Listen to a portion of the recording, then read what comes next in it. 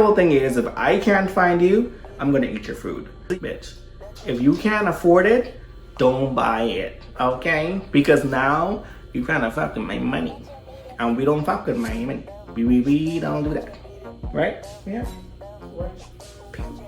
So I got my first order, and it was at this seafood place called the Captain's Broil.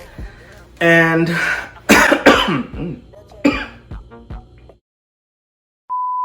I started dashing for DoorDash as a side hustle to make some extra money. If you want to know what my first day dashing with DoorDash was like, then stick around and I'll tell you more. For those of you that might not know what DoorDash is, it's a food delivery service similar to Uber Eats and Foodora and Skip the Dishes and all that good stuff.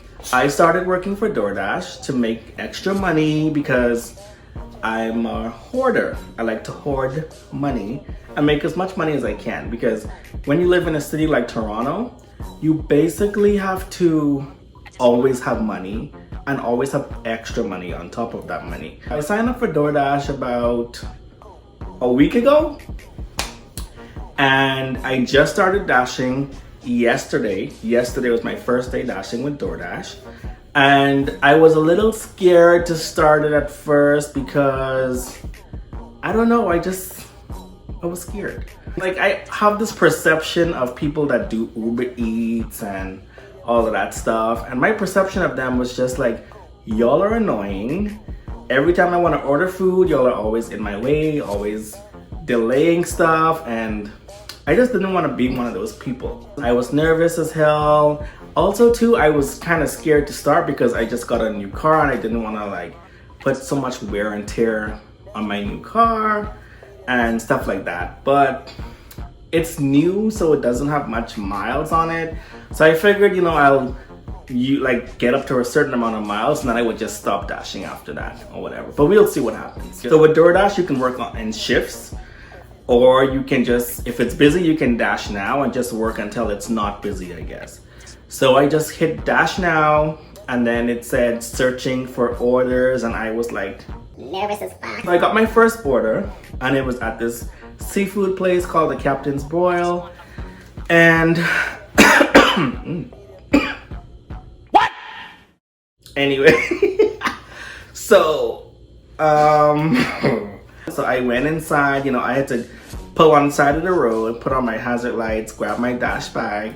I ran inside, and I was scared because I was like, I don't know what to say to these people. Like, oh, this is my dash number. Dash doesn't have numbers. You just have the customer's name. So I was like, what do I say to these people? Like, who do I say it to? And, you know, like, what if the restaurant's full? Because I'm very shy, actually. So I am shy. I'm a little shy, just a little. So I was like, I don't know what to say in front of them. So it wasn't anybody in there because, like, with this whole COVID situation, people want everything to be contactless. Like, they don't want to see you, they don't want to touch you, like, and I'm okay with that. I walk into the restaurant and they had like different tables set up. So one table was DoorDash, one was Uber Eats, one was Skip, one was this, one was that. And I was like, okay. So I looked at the table for DoorDash and I saw my customer's name. So I just grabbed the bag and put it in. So DoorDash has this thing where in the app, they ask you to check to make sure that all the items the customer ordered is there before you leave. I don't check because I'm like, you know what? I don't really care. I just want to dash. Once you pick up the order, you have to swipe in the app to say picked up order. Then they give you the customer's address, and you have to drive to their address. Here's the thing. A lot of people live in these high-rise buildings like the one that I live in. And in these high-rise buildings, you have like 30, some buildings have like 80 floors. And if the customer doesn't leave instructions on how to get into their building and how to find them, then you're basically stuck. And my whole thing is, if I can't find you, I'm gonna eat your food, because that's the least you could do for making me waste my time. Yesterday, a lot of my customers, they wanted to just leave the food at the door. So I would just pull up to their house or to their building and just leave the food outside, because I'm like, that's what you said. And it was okay. Like, I didn't get any complaints. It was fine. People texted me and said thank you. It was great. I got like a $12 tip on one of my orders. Signing up for DoorDash for me was pretty easy. They just want like your driver's license, I don't think they even asked for insurance. Maybe they did. And they want to know if you have a car, truck, bicycle, scooter. I think you have to have like a work permit or something. I don't know. Like, I really don't know. Or like, you have to be a permanent resident or a citizen or something like that. So, yep, did all of that stuff. And then they do a background check. I guess they want to make sure that, you know, you basically haven't killed anybody or something. So I didn't pass the background check. I'm just kidding. I passed the background check. The whole thing was pretty easy. Like, the whole sign up process took like, for me, like just a couple of minutes. The background check for me took like an hour. And then what they do is they send you a DoorDash kit. So in the DoorDash kit is the DoorDash bag. Oh, let me. This. They send you this bag. And then they also send you, in the bag, they send a space warmer, which is this. I don't use that. And then they send you a Dash card. So it's like a debit card. And it's basically like, you know, with DoorDash, I guess with some orders, you have to actually go into the restaurant, order the food, and then pay for it with that Dash card. And DoorDash puts the exact amount of the order onto that card. I haven't had to use that card yet. I hope I never have to use it because I don't want to do all that. I just want to Dash, period. I don't want to order the food. I don't want to, you know, I just can't. So my Dash kit came like in about a couple of days. It was really, really fast. And yeah, that was it. And then like once you know, get your Dash kit, you can basically finish the sign up process in the app and then you can start dashing immediately. So it was pretty easy. And yeah, I think that's it. I haven't had any bad experiences. Well, no, actually I had one, and that was today. When I got home from dashing, I got an email from DoorDash saying that one of my customers said that she didn't get her food. And it was a Popeyes delivery, and I only delivered Popeyes to one bitch, and this bitch was living in the fucking ghetto, okay? First of all, I couldn't even find where you were living. So, because it was too much going on. It was like too ghetto for me, okay?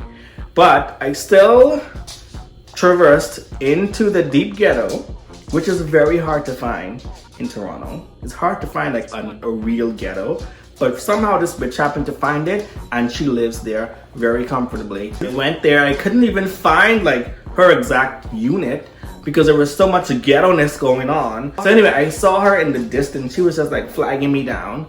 And then I was like, okay, this must be the bitch. I hopped out of my car and I walked like a whole fucking minute over to where she was standing.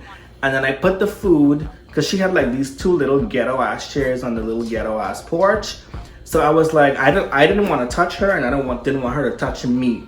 So I was like, which one of these chairs do you want me to put the food on? And she was like, that one. So I put the food on that chair, okay? And I was just like, enjoy your food. Okay, bye. But this bitch apparently went and told DoorDash that she didn't get her food. I guess she wants a refund because, you know, hard times. But bitch, if you can't afford it, don't buy it, okay? Because now you're gonna fuck with my money. And we don't fuck with my money. We don't do that. Right? Yeah. Apart from that, it's been great experiences. All of my customers have been great.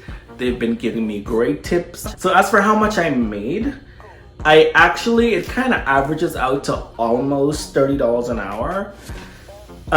Day one, I made over $100. And then day two, I again made over $100. So 2 days and I've made about $230. And I've only dashed for about, in total, 5 hours, I think. Like a little over 5 hours, which isn't bad. No, actually 7 hours. So that's not bad. $230 plus dollars for just 7 hours of just driving around. And the good thing is, most of my deliveries were in the same area as the restaurants. So I didn't have to go like really far. I had 2 orders that were like 10-15 minute drive away, but most were like right around the corner or something. It was great. So I didn't put too much mileage on my car. I had to put gas in once. I put 20 bucks in. That took me to a little over half a tank, all the way from empty. So that's good. And I drove all around today, and I still have most of that gas left in my car. So I'm very happy with that. So all in all, so far it's been a great experience. I do plan to continue doing it, but from now on, I'm gonna video record every single delivery that I do.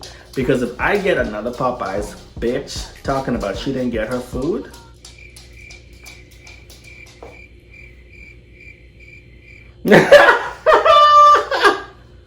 it's gonna be a problem. That's it for my DoorDash story. If you're thinking about signing up for DoorDash, I think it's a great idea. It's a great way to make extra money.